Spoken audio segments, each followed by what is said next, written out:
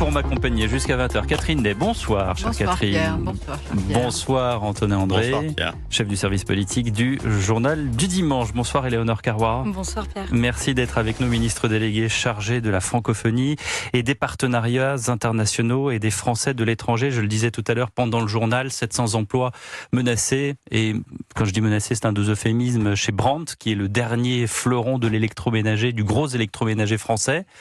Comment vous qui vendez la France à l'étranger, vous êtes la ministre de la francophonie, vous êtes celle qui va dire que en France ça marche, on a des start-up, on a Choose France, on a plein de trucs, et là vous allez, c'est quand même un séisme pour de plus, j'allais dire, dans l'industrie française. Évidemment que je regarde la situation avec inquiétude et que je pense d'abord aux salariés et à tous ceux qui sont dans l'incertitude en ce moment, mais je regarde aussi l'importance de protéger nos entreprises, l'importance aussi de continuer à investir à l'international et de les aider à s'internationaliser.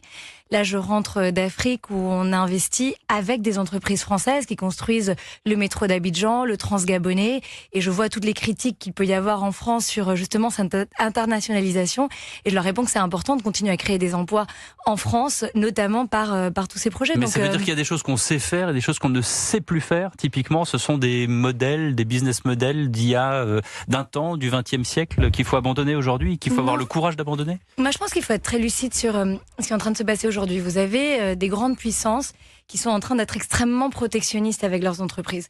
Et je pense qu'aujourd'hui, notamment pour un pays comme la France qui investit, qui est présent à l'étranger, il faut accompagner ces entreprises, il faut les aider à remporter les appels d'offres. Mais l'un n'empêche pas l'autre, Éléonore Carrois. Non, mais je suis en train de vous dire que ça c'est important et qu'il faut le faire. Et ça c'est de mon point de vue. Et de Brandt, ce qu'on peut voir aussi, c'est regarder les chiffres, se dire que la France reste un pays très très attractif pour les investisseurs. C'est depuis la 6e année consécutive, le pays qui attire le plus d'investissements étrangers en Europe. Vous avez Ford qui est en train de regarder le nord de l'Europe. Vous avez aussi des bonnes nouvelles. On va peut-être pas en parler ce soir, mais évidemment que pourquoi on n'en parlerait pas Effectivement, il y a Ford et Renault qui vont s'associer pour produire des voitures, pour produire des voitures dans le nord de la France, dans des régions où ça va créer des emplois. Mais sur Brandt, moi, honnêtement, ce que je vous dis, c'est que je regarde les employés, les salariés. Je pense qu'il faut effectivement suivre de très près ce qui est en train de se passer, accompagner au plus les entreprises et de manière générale, puisque vous parlez avec une ministre déléguée en charge des partenariats et qui est au Quai d'Orsay, moi je dis il faut soutenir nos entreprises dans leur internationalisation. Il ne faut pas avoir peur de leur demander de nous accompagner lorsque l'on va investir à l'étranger. Catherine. Non, mais là vous parlez du métro en Afrique et tout ça, mais il y a toute une partie de la consommation courante où on a vraiment voulu privilégier le consommateur avant le travailleur, faire que les prix soient pas chers, qu'avec des petits salaires, on puisse s'offrir tout ce dont on avait envie. Et donc, on a ouvert grandes les frontières aux Chinois qui protégeaient leur industrie et qui nous envoyaient des produits hors concurrence et qui, peu à peu, marchent aussi bien que les produits français. En l'occurrence, Brandt, c'est une très bonne marque, mais qui était évidemment plus cher pour acheter. Voilà, on paye aujourd'hui. Pardon, ça. Oui. Non, mais vous en étouffez tellement la situation est grave. Tellement c'est grave. Et c'est ça, c'est une politique où on ouvrait des supermarchés pour vendre quoi à des prix, d'importation. Si je peux avant que vous répondiez, Madame la Ministre, tempérer le diagnostic de Catherine. Seb est un champion français de l'électroménager qui est leader dans son secteur et qui fonctionne très bien, notamment parce qu'il a conquis des marchés à l'international. Et notamment au Japon. Et aux États-Unis, sur des produits ménagers qui sont utilisés là-bas et qui ne sont pas utilisés en France. Et avec cette capacité de diversifier ses gammes et de s'adapter à des marchés étrangers qu'il est allé conquérir. Donc, certes, on peut pointer du doigt la responsabilité en partie de choix stratégiques français qui ont privilégié une économie de services, une économie à très haute valeur ajoutée, mais il y a aussi des politiques industrielles qui sont mises en œuvre par des dirigeants d'entreprise qui parfois se trompent. En fait, la question c'est de savoir à quelle dose le gouvernement accompagne. À quelle dose le gouvernement, alors en l'occurrence c'est pas votre portefeuille, mais vous connaissez très bien ces sujets-là, c'est pour ça que je me permets de vous interroger, Éléonore Carrois, là-dessus, c'est à quel point on se dit tiens, on va accompagner, on va donner des idées, on va participer au rayonnement. Là, en l'occurrence, vous accompagnez des entreprises qui sont des entreprises privées et publiques, mais bon, un peu les deux à l'international, donc c'est ça aussi. Et des PME et des ETI, voilà. Et je leur dis, allez voir ce qui se passe à l'international, continuons d'investir, et quand vous avez des prêts qui sont accordés par l'État français, où il y a ensuite des entreprises qui remportent des marchés.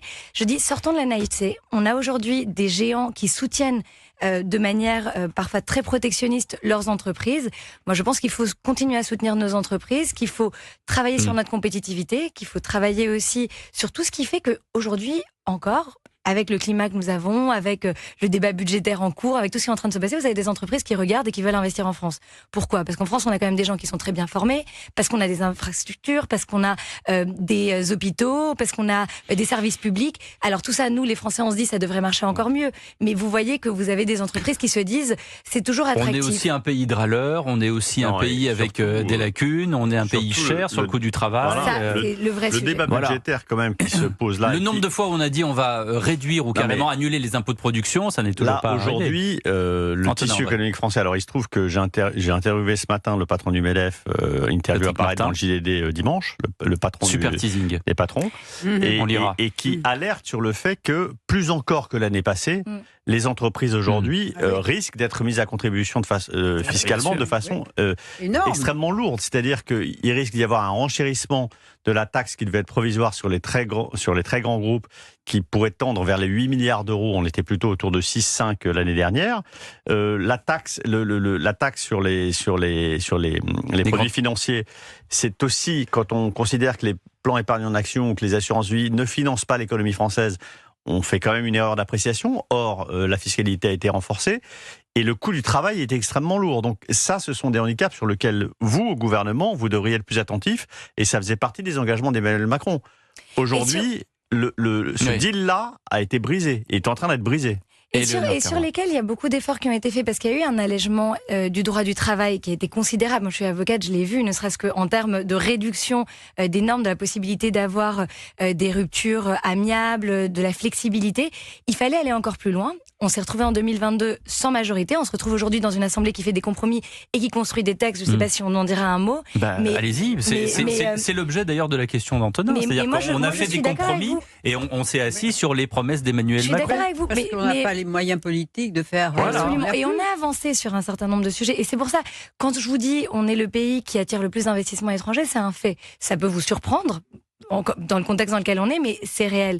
On peut se demander pourquoi c'est le cas. Je pense qu'il y a beaucoup de choses. Rien ne surprend Antonin André. Bon, les derniers chiffres sur l'attractivité montrent le début d'un déclin. C'est-à-dire que c'est une attractivité qui s'émousse. Mais le débat fiscal actuel n'est pas de nature à relancer cette attractivité. Donc oui, c'est vrai qu'il y a eu des efforts de fait, mais ce qu'il a acquis, Emmanuel Macron, d'une certaine façon, ce qu'il a permis d'acquérir à l'économie française sur le premier quinquennat, risque de s'éteindre sur le second. Ce qui l'entraverait réellement et de manière assez durable, c'est si on n'arrivait pas à sortir de cette période de blocage politique. C'est pour ça que, même si évidemment, moi, il y a plein de choses qui sont en train d'être débattues à l'Assemblée en ce moment, avec lesquelles je suis en profond désaccord, et le PLFSS qui a été adopté il y a 2 jours, il y a énormément de choses avec lesquelles je suis évidemment pas d'accord. Je suis quand même très contente qu'on ait pu adopter un PLFSS, qu'on avance vers l'adoption d'un budget. Je l'espère, il faut qu'on adopte un budget, parce que vous demandez à n'importe quel chef d'entreprise, étranger ou français, ce qui est le plus problématique, ce qui cause le plus d'incertitude, c'est de ne pas savoir, c'est l'instabilité. Et là, c'est quand même un message important à transmettre à un certain nombre de groupes politiques qui se disent en fait on peut aller de l'avant et renverser la table et chercher le chaos et faire des élections anticipées et finalement se dire que tout ça n'est pas grave. Tout ça a un coût. Et à un moment donné, lorsque vous avez des marges de manœuvre qui sont réduites parce que vous n'avez pas de majorité, parce que vous avez 11 groupes politiques à l'Assemblée nationale, parce que vous devez trouver des majorités texte par texte, amendement par amendement, et ben moi le message que j'envoie aujourd'hui, c'est adoptons un budget, avançons, protégeons nos entreprises, protégeons les Français, protégeons nos services publics. Oui. Et ça, on a un chemin pour le faire, mais c'est un chemin qui est délicat. Enfin, voilà, on veut un budget, ça sera un lâche soulagement, alors qu'on sait qu'il peut être tout à fait nocif, au contraire, pour nos entreprises, et on peut craindre le pire. Donc, et quand vous dites qu'il faut une majorité nouvelle, mais ça ne sera pas possible avant 2017. Avant 2017. Ouais. Avant 2027. 27. Oui, et surtout, là où on se dit que, je pense, d'après ce que j'entends aussi dans les couloirs de l'Élysée, de Matignon, c'est qu'on se dit que des choses ont été actées, mais que c'est provisoire, qu'on va pouvoir revenir dessus. La plupart du temps, pardonnez-moi, quand on a acté quelque chose, c'est très difficile de revenir dessus. C'est malin celui qui, par exemple, pourra revenir sur la suspension de la réforme des retraites. Imaginez le programme électoral de l'homme ou de la femme politique qui dira « bah tiens, moi, dans mon programme, je vais remettre le débat sur les retraites alors qu'il a été suspendu. Il faudra nécessairement... il faudra. Non, il ça, faudra... c'est du Yafa... Non, c'est pas du Yafa Faucon. Non, pas du tout. Il faudra absolument que les Français se prononcent de manière claire lors des prochaines présidentielle et législative, non seulement sur la réforme des retraites qui a été suspendue, mais généralement sur comment est-ce qu'on finance un système de retraite alors qu'on a une démographie qui est complètement inversée, avec une population qui aujourd'hui part à la retraite qui est beaucoup plus importante que la population qui travaille, avec en plus des propositions qui parfois semblent complètement déconnectées de finalement réduire le temps de travail. J'entendais encore un député qui disait à 15 heures ou que sais-je. Ça, c'est un vrai débat et moi, mon opinion personnelle, c'est qu'il faut travailler davantage, travailler plus longtemps, travailler dans des meilleures conditions, rééquilibrer cette charge. Présenter un programme présidentiel, Éléonore Carrois. Moi, pour l'instant... Vous aurez peut-être des voix à droite pour ceux qui veulent l'allongement de la durée du travail, peut-être semainière d'ailleurs, hebdomadaire. Regardez les amendements qui sont proposés de part et d'autre aujourd'hui. Moi, je veux bien, mais enfin, il y en a eu 1800 sur le dernier truc, donc... donc, je comprends que vous ne vouliez pas rentrer dans le détail. Je fais déjà mon boulot, si je fais en plus celui de parlementaire... Non, mais ce qui est important pour le coup, sur ce débat budgétaire, ce qui est intéressant et ce qui est nouveau, c'est que le Premier ministre a dit, c'est le Parlement qui va décider, qui va porter un texte, et ce texte, finalement, on a réussi à le construire, alors que c'était quand même pas du tout gagné d'avance. 149.3, vous avez un PLFSS qui est en phase d'être adopté. Moi, j'attends de voir le PLF. Oui, le PLF aussi. Le PLF, il va falloir trouver... mais c'est en train d'être fait. Et pour la première fois, depuis qu'il n'y a pas de majorité absolue à l'Assemblée nationale, cette méthode, la méthode Le Cornu, elle est en train de marcher. On verra ce que ça donne. En attendant, Donald Trump, que vous connaissez bien pour plusieurs raisons, parce que vous êtes de cette région, aussi la représentante des Français de l'étranger dans cette région de l'Amérique centrale. Et donc, du coup... forcément, Trump, vous savez de qui il s'agit. Il critique dernièrement, dans une longue interview aux médias Politico aux États-Unis, la politique migratoire européenne, mais pas que. Il pense que la civilisation va peu à peu disparaître si l'Europe ne fait rien. Si elle continue sur cette voie, l'Europe ne sera plus pareille et un bon nombre de ces pays ne sera plus viable.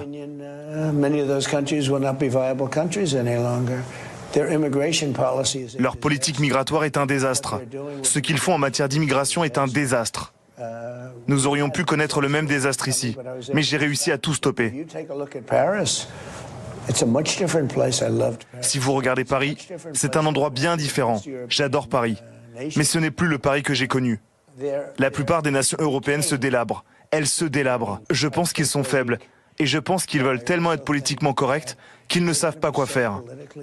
Ils veulent tellement être politiquement corrects que ça les affaiblit. Qu'est-ce que vous lui répondez, l'Européenne que vous êtes, Éléonore Carrois ? Moi, à ça, j'ai surtout envie de répondre avec l'Europe, avec une réponse de souveraineté européenne, de souveraineté française. En fait, on voit bien que ce sont nos alliés depuis la Seconde Guerre mondiale, même avant les États-Unis. On voit bien qu'on a beaucoup dépendu d'eux. La France, avec le général de Gaulle, a réussi à se positionner très tôt avec une forme d'indépendance. Mais vous avez d'autres pays européens qui sont aujourd'hui très dépendants des États-Unis. Ce sont nos alliés, ça veut dire qu'il faut qu'on les écoute ? Ce sont nos alliés.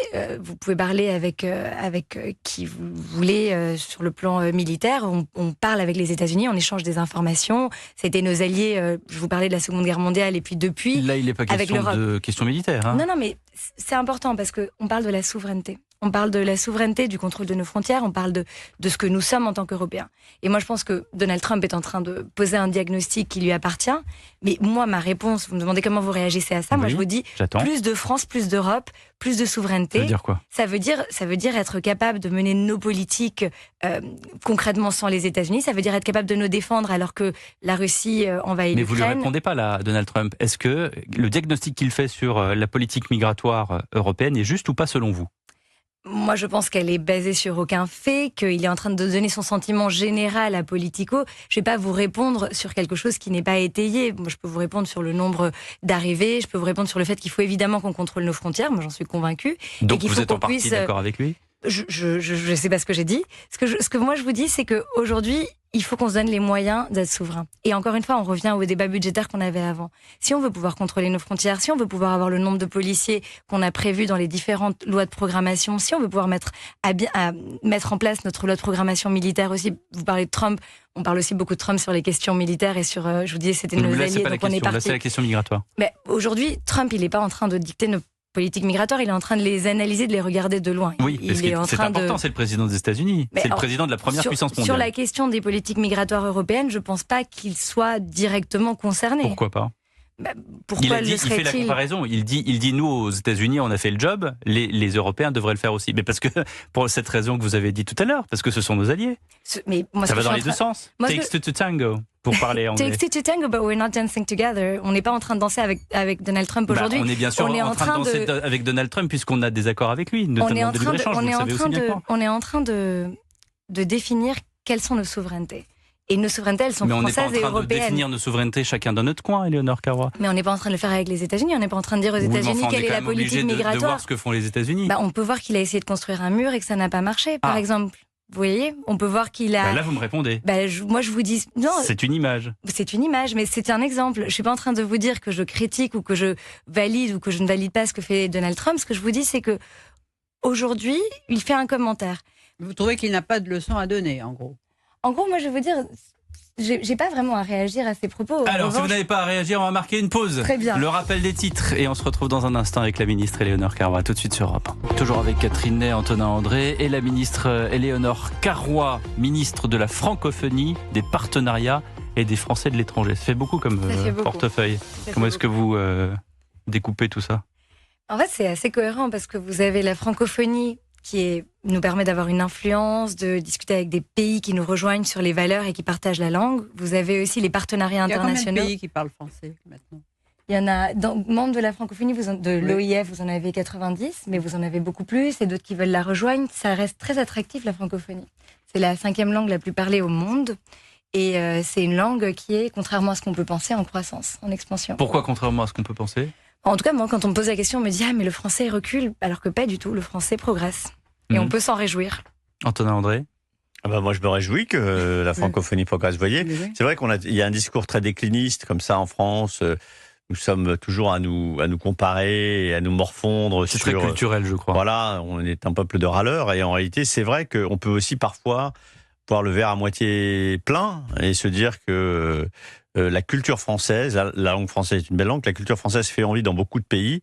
Il y a des pays, notamment, moi je pense aux pays du Proche et Moyen-Orient, où la culture française, le lustre français est un avantage par rapport, par exemple, aux Américains, qui certes déversent des dollars, mais qui ne bénéficient pas forcément de la même réputation. Donc, moi, j'aimerais essayer d'être ministre de la francophonie, d'ailleurs. Je trouve que c'est un beau poste, un beau portefeuille. Il veut votre place. Mais écoutez, mais ce que vous faites là, lorsque vous cherchez un directeur de cabinet, éventuellement. Des médias en français, tout ce qu'on diffuse, effectivement, on diffuse beaucoup plus que la langue, on diffuse les valeurs, et vous avez tout à fait raison. Le cinéma français, par exemple, est un cinéma qui s'exporte beaucoup. Exactement. Et qui est une industrie qui est très forte, qui est la seconde après celle des États-Unis, et qui continue de s'exporter fortement. Donc, il y a les écrivains français, Annie Ernaux qui a été prix Nobel de littérature, et puis nous avons aussi des hommes politiques français aussi qui ont un lustre et une réputation à l'étranger. Je pense à Nicolas Sarkozy par exemple, qui était un leader tout à fait apprécié à l'étranger. Donc oui, on a de bonnes raisons de se réjouir. Et puis dans beaucoup de pays du monde aussi, le droit, par exemple le français, le code Napoléon qui a été repris par beaucoup de pays, on continue à apprendre le français. Dans certains pays, on revient au français obligatoire ou en tout cas optionnel à l'école, en Amérique latine par exemple, en Asie. Vous allez avoir le prochain sommet de la francophonie à Phnom Penh, enfin à Siem Reap en réalité, et une partie aussi de forums, de la francothèque, comment faire de la tech en français, de l'intelligence artificielle en français. Tout ça c'est hyper important parce que c'est pas seulement une question de traduction, c'est une question de présence, c'est une question de transmission. Alors la présence de la France au Mercosur, ça donne quoi ? Parce que je regarde effectivement les titres de l'actualité avec ces agriculteurs dans l'Ariège qui sont désespérés parce qu'il y a un cas de dermatose, on demande d'abattre 208 vaches. Antonin va me dire qu'on se focalise sur un seul troupeau. Détrompez-vous. Mais je suis franc-comtois d'origine, pas très loin de la Suisse. Ouais. Je suis très sensible aux problèmes d'élevage. Bon. Et moi aussi, je le suis. Et vous savez, on a un sommet. On a un sommet à Lyon qui est le sommet Une seule santé. Et c'est très important, vous me posez la question sur mon portefeuille. Il y a les partenariats internationaux. Dans les partenariats internationaux, il y a la santé mondiale. La santé des animaux est liée à la santé des humains. C'est lié aussi aux questions de changement climatique.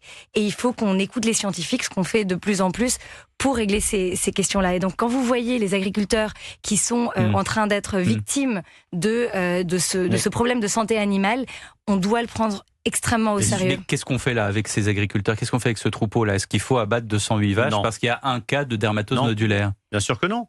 Il ne faut pas le faire parce que Pardonnez-moi, je pose la question à la ministre. Alors la ministre n'a aucune compétence en agriculture. C'est une maladie qui est transmise par des piqûres d'insectes, de moucherons en l'occurrence, mais qui ne se transmet pas d'animal à animal. Donc c'est parfaitement absurde. En tout cas, c'est pas transmissible à l'homme. Mais même entre animaux, ça ne se transmet pas. Donc c'est absolument absurde d'éradiquer un troupeau entier lorsque 2 individus sont malades.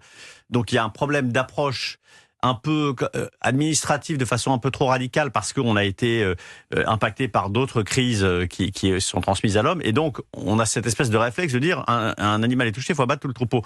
Je reviens sur le Mercosur et sur votre question, Pierre. J'en ai un peu assez, moi, d'entendre un discours politique qui accompagne la colère des agriculteurs. Je m'explique. D'abord, la part d'exportation des volailles d'Amérique du Sud et même du bœuf d'Amérique du Sud, pour l'essentiel, pour les 3/4, partent vers la Chine, qui est une grande consommatrice et qui même demande à ces pays de produire davantage. Donc, avant qu'ils se tournent vers le marché français, il y a assez peu de risques en fait qu'on soit envahi par la volaille sud-américaine. Mais surtout, je veux bien qu'on compatisse avec les agriculteurs, mais est-ce que le Mercosur, ça n'est qu'un accord agricole? J'imagine que les entreprises françaises que vous défendez, elles ont besoin de nouveaux marchés. On entend tout le temps pleurer les agriculteurs sur le Mercosur, mais pourquoi est-ce qu'on ne dit pas que le Mercosur est une chance pour la France? Pourquoi est-ce qu'on n'entend pas davantage porter et assumer par le gouvernement? Et pourquoi le président a changé d'avis sur le sujet? C'est ça aussi une autre question. Si vous rajoutez cet incident, on ne va plus s'en sortir, Pierre. Éléonore Carrois. Non, mais sur la question du Mercosur, ce que le président a dit, c'est qu'il fallait protéger les filières qui se sentaient et qui pouvaient être menacées par cet accord. Maintenant, moi, je vous rejoins parfaitement sur la question de la diversification de nos marchés, surtout dans un contexte de guerre tarifaire, surtout dans un contexte, on parlait du protectionnisme chinois en tout début d'émission. Évidemment qu'il faut aider nos entreprises à s'internationaliser. Et puis, on parle de la filière agricole comme si elle était homogène. Vous avez des filières agricoles, comme par exemple la filière viticole, qui est exportatrice. Donc, ce qu'il faut dans tous les cas, et vraiment garder à l'esprit, c'est de pouvoir protéger des choses auxquelles on est attaché. On est attaché à la production à la française. On a demandé aux agriculteurs de s'adapter, d'adapter leurs moyens de production. On a aussi une réglementation parce qu'on veut aussi préserver nos sols, parce qu'on sait l'impact du changement climatique. Donc, toutes ces choses, il faut simplement que les règles du jeu soient justes. À partir du moment où on pose ces conditions en demandant notamment des clauses de sauvegarde, moi je suis évidemment favorable à ce qu'on puisse diversifier nos marchés. Catherine Ney, qui a failli être ministre de l'Agriculture.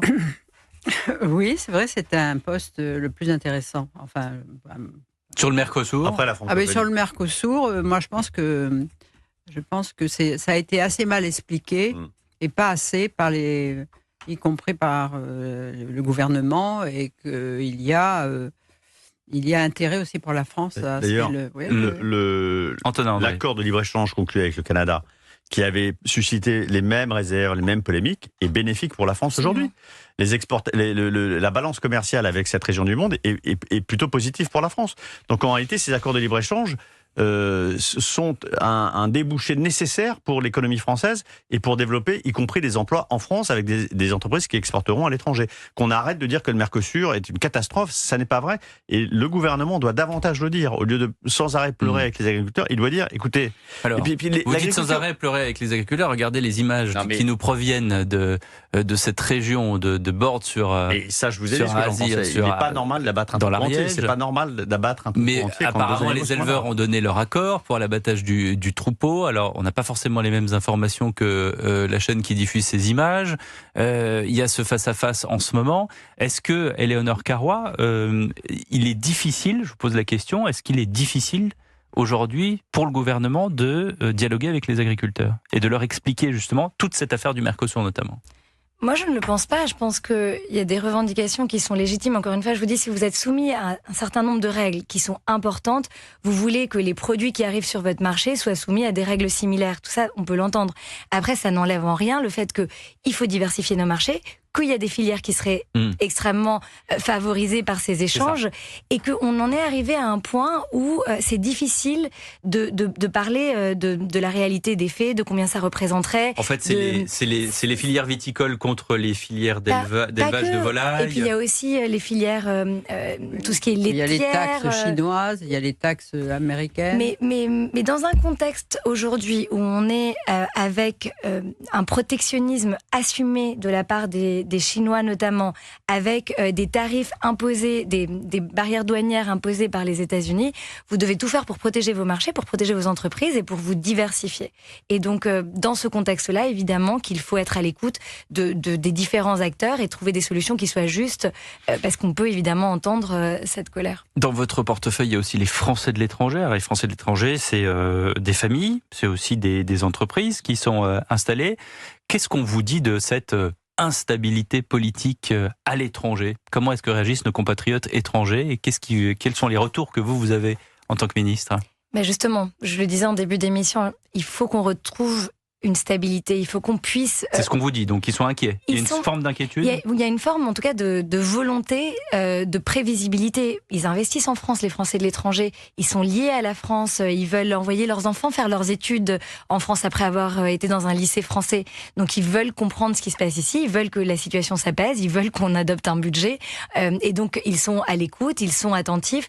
Et puis il y a des réformes qui sont importantes pour les Français de l'étranger que moi j'aimerais pouvoir mener à bien. Et pour cela, il faut qu'on passe toute la période de débat budgétaire. Il faut qu'on réforme l'AEFE, qui est l'Agence d'enseignement français à l'étranger, qui est un réseau formidable. Vous avez aucun autre pays au monde qui a un réseau comme ça de plus de 500 établissements partout à travers le monde. Vous voulez mettre vos enfants dans un lycée français, vous avez la possibilité de le faire. Mais pour que ce réseau soit viable, il faut le réformer. Et pour pouvoir mener à bien cette réforme, il faut qu'on puisse avancer. C'est pour ça qu'il faut que ce gouvernement puisse avancer. Pareil pour la Caisse des Français de l'étranger, c'est une autre réforme très importante et très attendue. Et moi, je veux avancer sur cette réforme et c'est pour ça que je veux qu'on puisse passer ce budget et avancer sur les priorités. Une note d'espoir ce soir sur Europe 1. Merci Éléonore Carrois d'avoir été avec nous sur Europe 1.